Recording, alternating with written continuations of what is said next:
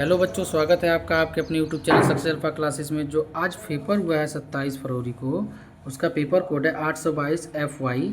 जो गणित का पेपर हुआ है कक्षा 10 का, उसका मैं देखेंगे। जो 20 बहुविकल्पी क्वेश्चन है उसका पूरा सोल्यूशन देखेंगे। आप मिलाकर देख सकते हैं कि आपका क्या सही है क्या गलत हुआ है। ठीक है। संख्या 24 और 40 का SCF होगा कितना? ऑप्शन नंबर बी सही है, 8 होगा। देखिए 8 कैसे होगा, देखिए इसमें भी 8 आ जाएगा, इसमें भी 8 आ जाएगा। ठीक है, तो दोनों में 8 हो जाएगा। द्विघात बहुपद ax² + 3x + 7 का शून्यक का गुणनफल होता है। देखिए गुणनफल होता है c/a होता है। क्या होता है? c। तो c 7 है और बटे में a कितना है? 2 है, तो 7/2। ऑप्शन नंबर ए सही हो जाएगा। देखिए तीसरा नंबर समीकरण x/3 - y/5 = 1 है, तो y का मान देखिए यहाँ y का मान दे रखा है, x का मान पूछा है। तो देखिए 10/5 करेंगे तो आपका 2 आ जाएगा, 2 को उधर भेजेंगे माइनस का, प्लस का 3 हो जाएगा, 3 का गुणा कर देंगे 9 हो जाएगा, यानी ऑप्शन नंबर सी सही है। ठीक है, तो पूर्ण सोल्यूशन लेके आऊँगा। आगे देखिए द्विघात समीकरण x² - 3x + 2 = 0, तो मूल होगा। मूल आपका क्या हो जाएगा? a हो जाएगा, 1 और 2 आ जाएगा मूल। आगे देखेंगे, देखिए 10, 7, 4 डॉट डॉट डॉट का तीसवां पद होगा। देखिए इस फार्मूला लगेगा an = a + n - 1 d। ठीक है, तो इसमें a बराबर 10 दे रखा है, d बराबर -3 आ जाएगा और an बराबर दे रखा है 30। तो n का मान निकाल लेंगे तो n का मान आ जाएगा कितना? -77, जो कि ऑप्शन नंबर बी सही है। आगे देखेंगे, देखिए बिंदु दे रखा है, बिंदु a 3,0, b 4,5, c -1,4 और d दिया है -2, -6। तो समचतुर्भुज के शीर्ष के इसी क्रम में है, तो विकर्णों के प्रतिच्छेद बिंदु निर्देशांक होंगे। ठीक है, तो ऑप्शन नंबर आपका डी बिल्कुल सही है। आगे देखेंगे, सातवां निम्नलिखित कथनों में सही कथन बताइए। ठीक है, तो देखिए सही कथन कौन सा है? सभी सर्वांगसम आकृति समरूप होते हैं। ठीक है, आगे देखेंगे, देखिए 8वां नंबर क्वेश्चन, यदि 4 बराबर दे रखा है 4, ठीक है सॉरी BD दे रखा है 4 और AD दे रखा है 2 और AE दे रखा है 1.7, तो आपको क्या पूछा है? EC पूछा है, यानी EC पूछा है। तो आपको पता है ये अनुपात ये होता है, बट ये अनुपात ये होता है, इससे निकालेंगे तो आपका आएगा 3.4। ऑप्शन नंबर डी सही है।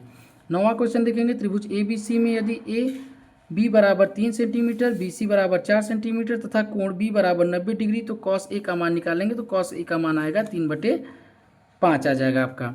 देखेंगे 2 tan 30 बराबर cot 30 -1 का मान हो जाएगा आपका 1 हो जाएगा। क्वेश्चन नंबर 10वां का पहला सही है।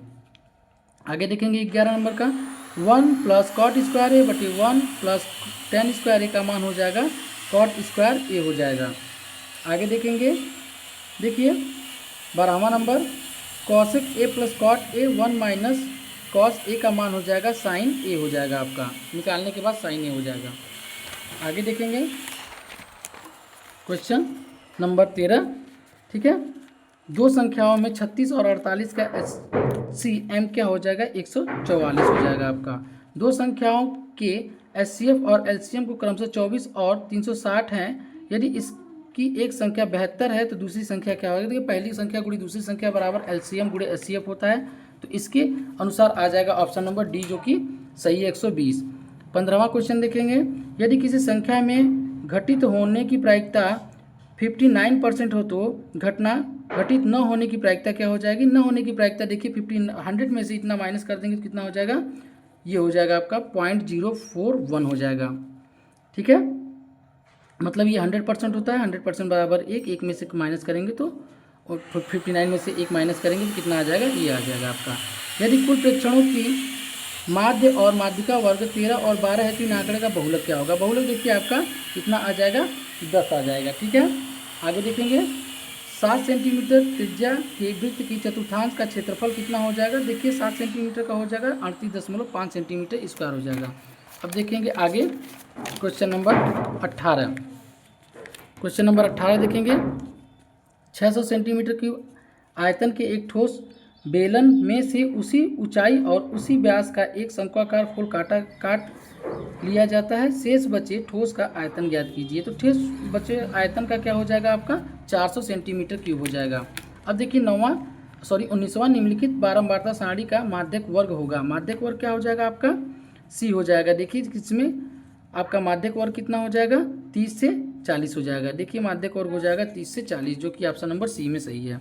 अब अंतिम और लास्ट सवाल देखेंगे इसका। निम्नलिखित बारंबारता सारणी का बहुलक ज्ञात कीजिए। देखिए बहुलक क्या होता है, इसमें सबसे ज़्यादा संख्या मानी जाती है, जैसे 5 में सबसे ज़्यादा संख्या है तो 12 से 16 हो जाएगा। Option number D. आप अपना स्कोर बोर्ड कमेंट में जरूर डालिएगा और चैनल को सब्सक्राइब कर लीजिएगा। धन्यवाद।